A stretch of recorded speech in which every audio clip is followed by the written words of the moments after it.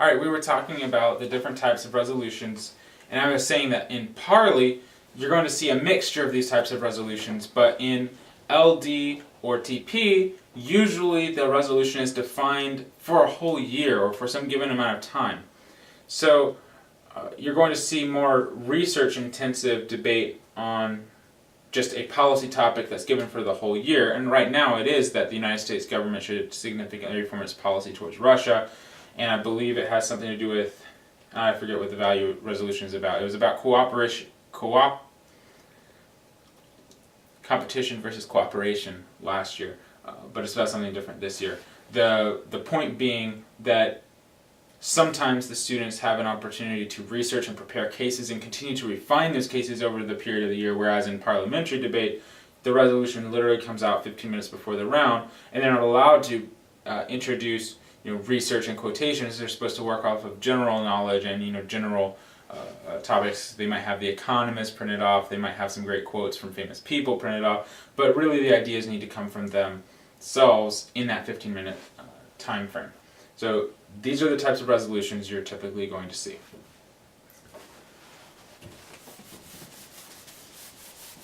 Let's talk a little bit about frameworks that you might hear from teams or terminology. The first most important one is topicality, or sometimes called resolutionality. I prefer the term resolutionality, but topicality is in vogue. This means that did the affirmative team address the topic they were supposed to or not? Every individual word of the resolution is key.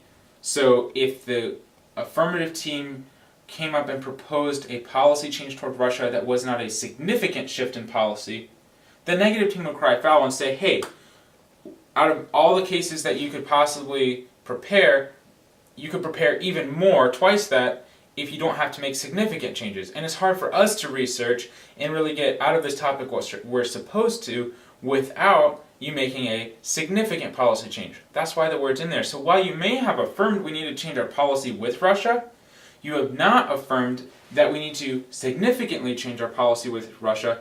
Therefore, you as the affirmative team don't win the round because you have not affirmed the resolution. And the resolution created the debate round in the first place. So you can affirm all kinds of other things that you want, but it doesn't win the debate round unless you affirm the exact words of the resolution. That's where topicality and resolutionality come into play. Then let's talk about on each of the types of debate, you end up with different types of evaluation criteria. So under policy, you have what are called the stock issues. And the stock issues are inherency, significance, and solvency. Inherency is about what is going on now. Debaters often refer to this as the status quo. Significance is about what do we think about what's going on now? Is it good or bad? So you'll see one debate about, we've already got policy changes fixing the problems you've identified. The status quo is working towards a solution. That's a different debate than your case is a good or bad idea, or the status quo is good or bad on the significance level. So significance level is about why or why not change. It's the spin on what's going on. Solvency is, does the new plan proposed work? How well does it work? Solvency has to do with a plan functioning as it ought. Which begs the question, what's a plan? In policy debate, because you're required to show a policy change and justify one, you're going to see, in most cases, a plan, such as repeal the New START treaty, repeal this other policy that we have, or add a new initiative, and so on. Those plans are going to be part of the affirmative's case in the very first speech. The plan is going to be evaluated based on, is it new, as in is it not the plan of the status quo, is there a good reason for it, and does it work? This framework for evaluating policy really can encapsulate pretty much every argument you could possibly hear in a policy round. they can fit into one of these buckets. And the reason we do that is because it makes decisions as a judge much easier. If an affirmative team has not supported the topic, they lose. Assuming they've supported the topic, if they're proposing an initiative in the status quo already, then we don't need to change our policy. Assuming that they have not done so, if they have just proposed a solution but can't give a really good reason why, a significant need to change, we don't really need to change. It's easier to not change than to change. We call that presumption. It's the same as inertia. It's easier to keep doing what we're doing unless there's a great reason to do something else.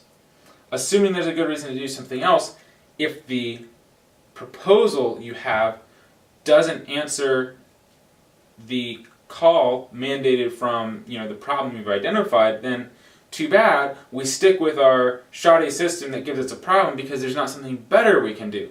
So it's not just about identifying problems, but identifying a solution. So you as the judge can really lump every argument into one of these three pieces of the framework plus topicality and say, if the affirmative team loses any one of them, they're going to lose the whole debate round, logically. Not because it's a rule, but logically. The one other term that you probably need to know is fiat. Fiat is the ability to assume that what you propose should happen, will happen, so that the debaters don't debate about, but Congress will never do that. Instead they debate about, should we do this or not? So it allows us to have a debate or a discussion when we say, hey, let's suspend reality here and allow us to go ahead and propose that policies we know won't pass should pass so that we can debate about whether they should pass or not. That's what fiat is there for, and it comes from the resolution. So if the resolution says change policy towards Russia, it usually identifies an actor. The United States federal government should change policy towards Russia. So we say that the affirmative team has fiat power over the United States federal government. Not over NATO, not over the EU, and not over Russia in this case, but over the actor specified. So that's where fiat comes from and why it exists. And the debaters can argue about all this stuff up and down. I'm just trying to give you a framework to kind of understand where they may be coming from some of the time. Next, let's talk about value. Value and fact are interrelated in how they are traditionally argued. But value is usually argued by actually stating a value. So let's say justice. Let's just presume the resolution is about I'm doing it again. Competition versus cooperation. And I'm going to argue that justice is more greatly achieved through competition than through cooperation. Probably an uphill battle, but that's what I'm doing here. So I'm going to say, here's my value. Usually they will spend some time describing and explaining what the value means, why it's important. Then they're going to provide a criterion, or weighing mechanisms. That's going to be, how do we achieve this value when it comes to competition? So you're going to see criterion like maybe capitalism. Capitalism is based in competition and it achieves justice because. That's going to be, this is called the value framework. Then you end up usually with contentions. And these contentions will argue that capitalism succeeded X, Y, and Z places, or maybe they will argue for the value, maybe they will argue for the criteria. Who knows what they'll argue? But usually have this value framework. Here's what's important and why it's important. Here's how you get there. And then they develop the arguments that flow from it. The reason it's important to understand this is because you need to understand where the debate might go on the other side. On the other side, the opposing team might say, no, here's a counter value. Justice isn't where we should be going. Or they might say, yes, justice is where we should be going, but cooperation gets us there because of some alternate criteria. They might argue against the criteria and say this one doesn't lead to justice, some other one does. Or they might argue that the contentions don't support the criteria or the value, and some other way of looking at the world does so. So you see, you might have a debate at this level, at the value level, the criteria level, or the contention level. Where it gets complicated is when you get a debate at all three. In that case, you can see why it's important to save room on your paper to have lots of flow. Now, in terms of a fact resolution, usually a fact resolution is treated like a value resolution thus far. On the subjective word, how do you determine how to evaluate that subjective word? You use a value framework. But then, in the case of Walmart's business practice being detrimental, you might say, we define detrimental as just, and we define the way to achieve justice in terms of Walmart has to do with fair treatment of employees. Then you're going to see contentions that start to look more like policy debate. They look like status quo plus significance. They will say, here's Walmart's business practice, it is unfair.